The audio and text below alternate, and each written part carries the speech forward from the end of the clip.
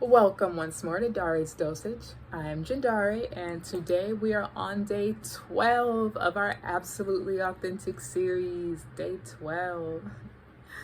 So today, I actually had a word that kept coming up for me, and the word is actually very reflective of my overall state of being today, and that word is mellow. Mellow. Okay, so I just kind of sat with it, just giving it a little thought, and then an acronym very naturally came to the forefront for me for the word. So I'm going to share it with you. So Mellow, M.E.L.L.O.W, stands for making energy lighter, loving over worrying. Again, making energy lighter, loving over worrying. So I'm just going to go ahead and elaborate on that a little bit and let it flow. All right. So making energy lighter. When I'm talking about energy here, I'm just using it in a sense of our overall general state of being at any given time. So I think it's important for us to aim to keep that state of being light.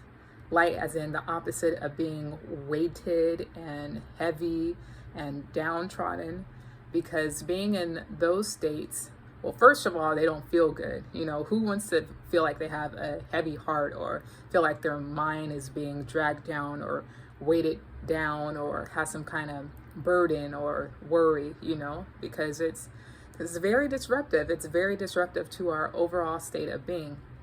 So we want to be able to maintain those lighter states. Now, that being said, of course, I'm not one at all to disregard emotion, which I'm sure you recognize by now if you watch some of my other videos from this series. I very much pay heed to emotions. I think that we ought to give them the credit that they deserve and recognize them as a form of intelligence and signals for us to pay attention to something. And then from there, we find ways to express them appropriately in the right timing and let them flow through our bodies as not to allow them to become stagnant within us and have negative repercussions, which we definitely do not want.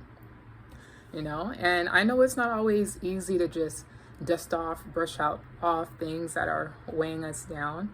But, it is important that we find those ways. And, it's a lifelong journey, but there are ways, there are tools, there are methods. I'll be happy to share some with you if you reach out to me. And over time, I'm sure I'll do some kind of series on that here because, I've just been receiving different inspiration and visions about some things and that I can get into with you all about even further.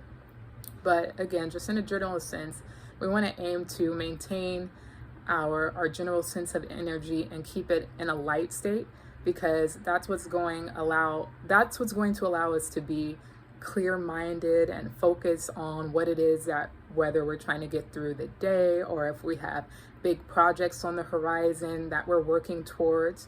We very much want to be in a light state of being in our minds and in our hearts.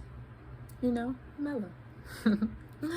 All right, so that's making energy lighter. And then the second part, loving over worrying. When I talk about love, I'm not just referring to love that, in the sense that you may give to another person, which very much falls within this category. We love our partners, or we may love our children, we love our friends, we love other family members, and then we even can love strangers. We even can have a big enough heart space open to show love and be genuinely sincere and care for the well-being of those that maybe we don't even know. That's a part of love, and that's a very high vibrational state to be in. But I also refer to love in a sense of, finding those things in your life that you do love, those things that you are actually grateful for, be it that you have a place to live, or be it aspects within the place that you live that you love. Maybe it's the nutritious food that you're feeding yourself, or the nature that you have around you. Find those things around you, those things that are in your life that you actually love, and just try and give that a bit more focus and attention, because that is going to raise your overall energetic state, because love is a very high vibrational emotion. I hate to even call it that because it feels so much, it feels even so much more significant and deeper. It's the ultimate state of being, really, to be in that space of love. So if we're paying attention to that and choosing that rather than choosing to worry over day-to-day stresses, or even bigger stresses that may come up. Again, I'm not acting like, oh, it's all easy, love and light all the time, just forget what's wrong in the world and in your life. That's not realistic. Okay, even, this analogy just popped in my head. So I had a friend tell me this one time, and it stuck with me, and it made a lot of sense.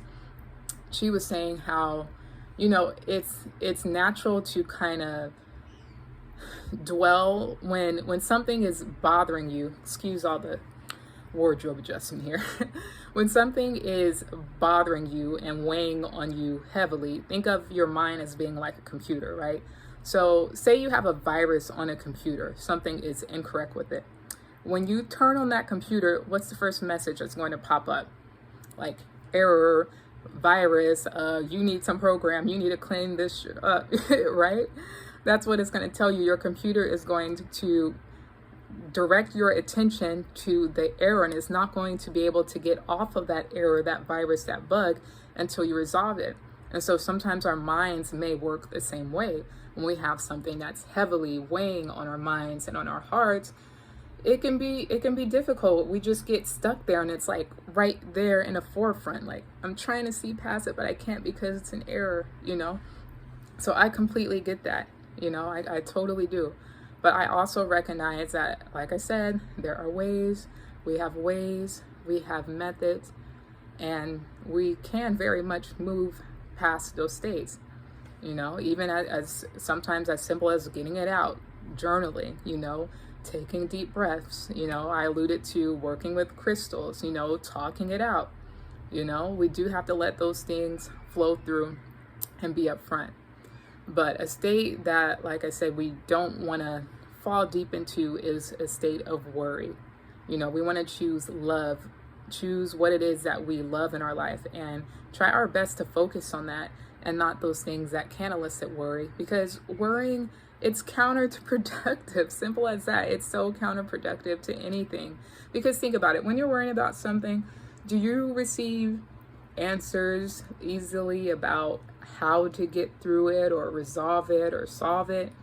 No, I know I don't. I know when I would be in those states, it would just kind of fall into a domino effect of other negativity, and that's the opposite direction of a space where we can be clear-minded and at peace and in a flow.